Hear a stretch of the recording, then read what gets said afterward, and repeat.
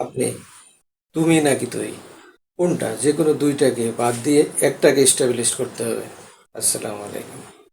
আজকে আমাদের দেশের যে সম্বোধনের ভাষা, আপনি, তুমি এবং তুই, এই তিনটা নিয়ে একটু কথা বলবো।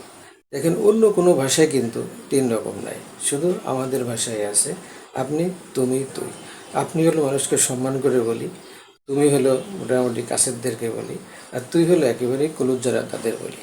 আবার দেখেন, আপনি বলি অল্প বয়স্ক কিন্তু ভালো পোশাক আশাক আছে, টাকা আছে, তাদেরকে আপনি বলি।